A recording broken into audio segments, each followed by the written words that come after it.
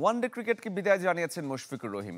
সামাজিক যোগাযোগ মাধ্যমে অবসরে এই সিদ্ধান্ত তিনি জানিয়েছেন। তার বিদায়ে আবেগাপ্লুত বন্ধু তামিম ইকবাল, মাশরাফি থেকে শুরু করে নাজমুল শান্ত, তাসকিনরাও স্মৃতিচারণ করেছেন। জানাচ্ছি বিস্তারিত প্রতিবেদনে।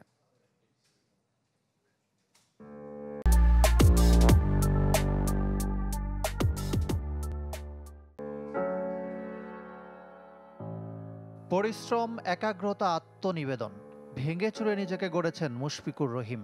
ব্যাট হাতে টাইগারদের ভরসা হয়ে উঠেছিলেন বলে ক্রিকেট প্রেমীরা ডাকে মিস্টার ডিপেন্ডেবল।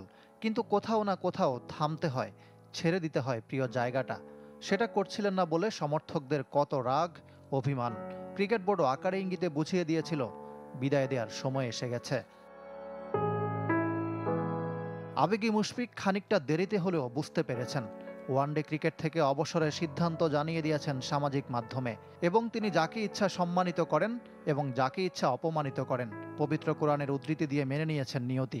১৯ বছর ধরে সমর্থন দিয়ে যাওয়া পরিবার ও ভক্তদের জানিয়েছেন ধন্যবাদ। ২০০৬ সালে হারারেতে জিম্বাবুয়ের বিপক্ষে ওয়ানডে অভিষেক। চ্যাম্পিয়ন্স ট্রফিতে নিউজিল্যান্ডের বিপক্ষে শেষ ম্যাচ খেলেন সাদা বলে।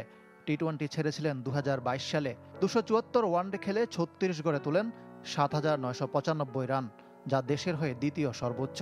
মুশির ব্যাট থেকে আসে ৯ সেঞ্চুরি, ৪৯ হাফ সেঞ্চুরি। ২০১৮ এশিয়া কাপে শ্রীলঙ্কার বিপক্ষে করেছিলেন সর্বোচ্চ ১৪৪ রান। লাল সবুজের দলকে নেতৃত্ব দিয়েছেন ২০১১ থেকে ২০১৪ সাল পর্যন্ত। উইকেট কিপিং নিয়ে সমালোচনার মুখে পড়েছেন বহুবার। উইকেটের পেছনে ২৪১ ক্যাচ আর ৫৬ স্টাম্পিং।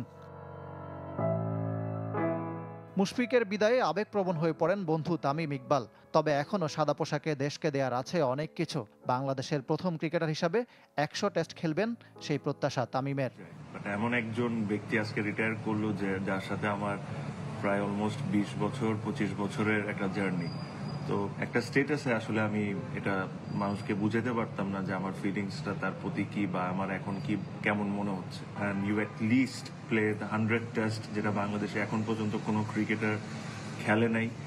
সো আমি এটা আশা করব যদি ১০০তম টেস্ট অবশ্যই খেলবি। মুশিকে শুভকামনা জানাতে গিয়ে বিপাকে আরেক সিনিয়র ক্রিকেটার মাহমুদুল্লাহ রিয়াদ।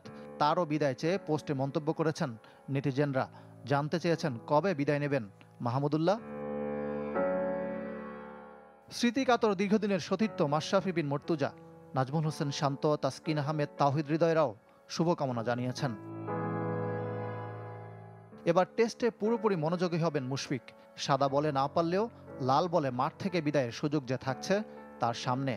মুশির জন্য শুভকামনা সব সময়। ইকরাম হুসাইন, চ্যানেল 24, ঢাকা।